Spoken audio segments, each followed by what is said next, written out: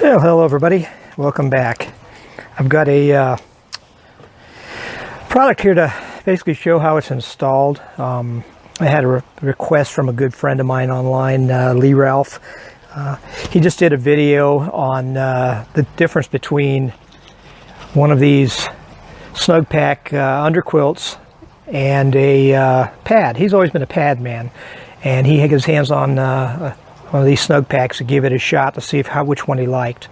I noticed that when he hooked it up, the same way that Snugpak shows when they had the sales literature that was given out, where they take these two outer lines here, run them out to a tree, and the same on the other end, and then you just have these lines here which keep the thing in place underneath your hammock. And I tried to describe to him what I did, and I don't think he quite caught on what I was saying, and he said he would appreciate it if I would do a review, a video on it for him. So I'm going to do that for him. There's one other thing too. The sound on this video might be different than other videos, and let me know what you think. I had a company offer to give me a microphone set up with about a 28-foot cord on it that I can use on my telephone. I use my telephone to do these things, and it seems like it works okay, but you know, works good for me, may not work for you. Let me know. I get tired of hollering at the camera and forgetting to holler and not hearing what I say, and then having to redo things over and over. Anyhow, let me show you what we've got here. As you can see, there's the shape of this thing. Wide in the center here, tapers in on the ends, totally normal for what you would see in one of these. On the ends here, we have, as you can see over here, you can see there's a line that comes out there. That's an adjustment. That's the other end of other portion of this cord here that I'm showing you. Now, this cord runs through and out the other side. The same thing happens over here on the other end side of the thing. In the middle, we have two of these tabs that we can hook the cords to, and the cords basically were tied on here and pulled through here like so. In the middle, what we would do was tie it together, put a beaner on it, attach it to the end of your hammock, and the same on the other side, and then make the adjustment based on where you want the thing set on the hammock, how far you want it to go to one end or the other. We still do the same thing there, but we do things a little different on this. What I'm going to do is I've got a hammock over here set up, the same kind of hammock that Lee has. As a matter of fact, it's an equip hammock. And if any of you have been following my videos, you will remember there's a video I did where I did a modification on the ridgeline here by adding a ridgeline to this particular style of hammock. I did the same thing on his hammock as I've done on mine, and the video you will see was actually the hammock that he used to do this most recent video. So the hammock was basically set up to install this underquilt the same way on his hammock as it is on mine. Right up here you'll see there's some orange tab hanging down. I did the same thing on his. I put one on each side, and that is a prusik, and it's adjustable by sliding it back and forth, and that's where we're going to be hooking some of the underquilt. Let me get the quilt on here, and then we'll show you what we've got. Alright, what I've done with this thing is I've taken the two center ones here. Instead of tying it on here, I've actually looped it through here so that it can be, so I can have this tag hanging on it. I did that on both sides of it, and it gives me plenty of loop. I want this tag line to be about a good 8 to 10 inches long. Okay, up on the end here, tie them together, and I put a double cord lock on it. Okay, this allows me to attach this beaner up here, and then I can adjust where I want this to go. You can see I let it down, it goes down. I want to adjust. If I want to bring it back up, it just comes right back up. So, very simple setup for that. That gives me the adjustment of moving this underquilt head to foot, whichever end I want it to be at. Okay. The next thing I've done is I've taken each of these end ones here. This is the one that runs through to the other side and has that adjustment in the middle. I've taken each of these end ones and just rolled this thing over and tied an overhand knot together here to give me a knot with a loop.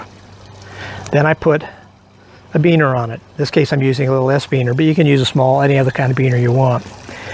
I'll take this up here and attach it up here. I'm not sure if you can see that or not. Let me adjust this up just a little. I've adjusted it right here onto this prusik. I'll take the other side and do the same. Right up here, hook it on that prusik. Now let me see if you're seeing that. Yeah, you are. All right. Now here's where the best part of this whole thing comes from. First off, by putting it up here on this ridge line, and you can do this on any hammock that has a ridge line that's exposed in this area here. If you've got a regular open hammock without any bug netting on it, you'll definitely have some ridge line exposed here. A lot of them have the ridge line right in it, right at the beginning here, and basically there's no exposure. You can mess with, try to get it in another way, or they have those little triangular tags that hang over the top there that you could use, put this up there. But what we're doing here is lifting this up in this area here to try to close this all off down here. Okay, this thing again pushes where we want. I take the tab, and before I tie the knot in this upper one, I put another double cord lock in there. Now I have this tab here, this tag that's hanging out, this extra piece I told you I wanted to leave about 8-10 inches of it. I take it, put it up and run it through the thing, put a knot at the end to keep it from coming out, and now I can adjust that on both sides and lift and close this up right here. So essentially we're doing the same thing we were doing before, where he was taking out to the trees out here. Instead of running out to the trees, we're shortening this and pulling over here all the extra in here. And you can, if you want, you can cut off the unneeded stuff. I don't bother because I don't hike long distances or anything, so I just leave it on there. Back in place here. But we're just taking this, shortening it, putting a knot, a bow, a loop in it, and tying it to the ridge line above. That's going to lift us up. As opposed to going out to the tree, we're going to do it right here. The bottom one here, we're going to do the same thing you would normally do, where you would have a loop here and you bring it up here and you tie it off, or you might adjust it here, but you're going to tie it off to get it where you need it to be. We're just going to use a cord lock for the tie off instead. The only difference is we've added this one piece right here, this little tag that's hanging out. This would be hanging unused from this. Put this cord lock here, run it through, and now I can use it to lift this up too. So now we've got everything where I need it to be. This can be moved back and forth to get me where I want it to be. I can move this up here and have this lift up this way. I can bring this thing back here and lift it up this way. Whatever I'm going to need to close this off. But as you can see here, just the addition of this one little thing here and the positioning of this a little higher up rather than out to the trees have got me totally closed off here. It's going to keep us nice and warm in there. Now, let's get over here to this piece here. This here, if we want to close this up, lift this up some, all you do is pull it. It comes up. Same on the other side. Some dirt on it. It comes up. Cool thing about this is if you go into bed in the evening or something, or you're lying in it in the afternoon and it's a nice day, you don't want all this heat. Unzip, reach out, take the tension off of it, release some of the tension. This will allow this thing to sag down and give you more space in here, as you can see. And it's not going to heat you up. But as it gets warm, cooler, lying in here in the evening, all of a sudden you notice it's a little bit cooler than you like it to be. You just reach out, pull that up, lifts it up, wraps it right around you. So that's basically all I've had to do to it. It's not a lot of difference. Just repositioning where the pull is on it. As opposed to the tree, it's here. adding this one little piece right here that allows me to pull this up.